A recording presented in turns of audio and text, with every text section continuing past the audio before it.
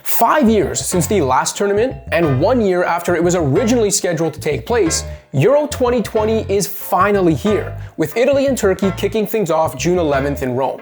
There's nothing like the roar of passionate soccer fans supporting their national teams, and there's a lot to be excited about when it comes to this tournament. So let's get to it. Relax, maybe grab a pint, and take this in.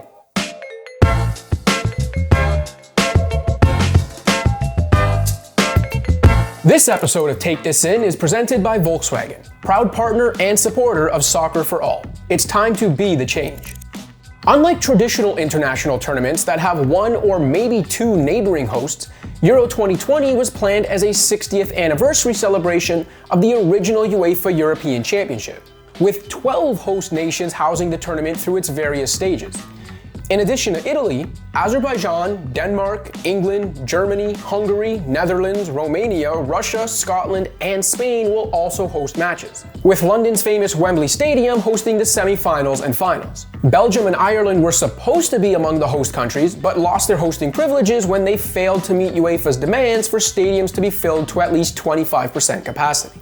That's not the only pandemic-related change the Euro will encounter, as squads were expanded from 23 players to 26, and teams are allowed 5 substitutions instead of the traditional 3. If a team can't come up with 13 able players due to COVID testing, matches will be rescheduled. But if a match needs to be cancelled, the team responsible will forfeit a 3-0 loss.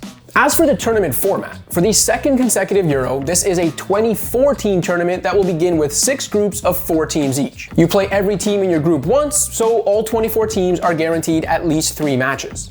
At the end of the group stage, the top 2 teams in each group and the 4 best third-place teams advance to the 4-round single-elimination knockout phase. Are you writing this down? Don't discount those third-place finishers either. 2016 champion Portugal finished 3rd in its group following 3 straight draws. There are no draws in the 4 rounds of knockout action, of course, where teams will play 2 15-minute halves of extra time if the score is level after 90 minutes. If it's still tied after 120 minutes of exhausting action, it's off to penalty kicks, the 2 most torturous words in sports. I'm in a glass case of emotion!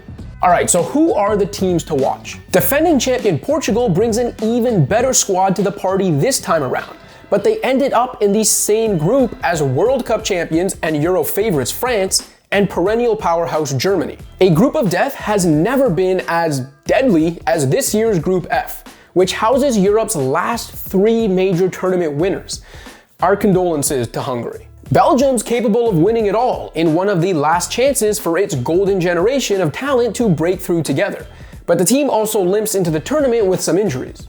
England's always among the betting favorites at major tournaments, but this team makes it a smart bet. This is as talented a bunch as the 3 Lions have fielded in a long time. Pro tip, if you want to take in some absolute scenes, look out for a highly anticipated match between England and Scotland June 18th in London. Italy and its fans have shaken off the trauma of missing the last World Cup by going on an incredible run under Roberto Mancini, a 27-match unbeaten streak that dates back to 2018. This isn't your grandfather's Italy either. This bizarro Azzurri squad is capable of being exciting in attack in front of an aging, questionable backline. Spain is always worth watching as an entertaining contender, and this youthful Real Madrid-less side should be no different, though a COVID scare could derail things. Netherlands, always the bridesmaid, never the bride when it comes to world football, is making its first major tournament appearance in 7 years, and seeking its first triumph since 1988. If you're looking for some less traditional dark horses, may I suggest Turkey, Denmark, Poland, and Ukraine, managed by the legendary Andrei Shevchenko. On the other end of the spectrum, major tournament debutants Finland and North Macedonia are just happy to be here, though the latter did recently beat Germany in a World Cup qualifier. Finally, we know there are too many talented superstars in this tournament to list them all, but here are the players to watch from some of the top contenders. You obviously all know this guy. At 36, Cristiano Ronaldo remains the engine of a stacked Portugal side. France might have enough talent to field 2 contending starting 11s, but PSG star Kylian Mbappe is the one to watch. So too is Karim Benzema, who makes his return from French national team exile after his alleged involvement in a blackmail scandal involving one of his former France teammates. Say what now?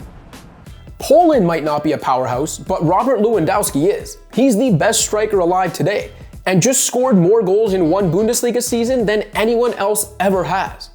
Kevin De Bruyne is Belgium's best, but if the facial fractures he suffered in Manchester City's Champions League final defeat hold him back, Romelu Lukaku is more than capable of holding your attention. England's hopes of winning something for the first time since 1966 rest on the boots of Harry Kane, the Premier League's most prolific scorer this season and the last World Cup's Golden Boot winner. And with all of that, you should now be ready for a barn burner of a Euro. Personally, this is going to be me for the next month, with my neighbors playing the role of those kids. So what do you think? Who's your pick to win it all? Which player will bag the most goals? Which star will prove most valuable?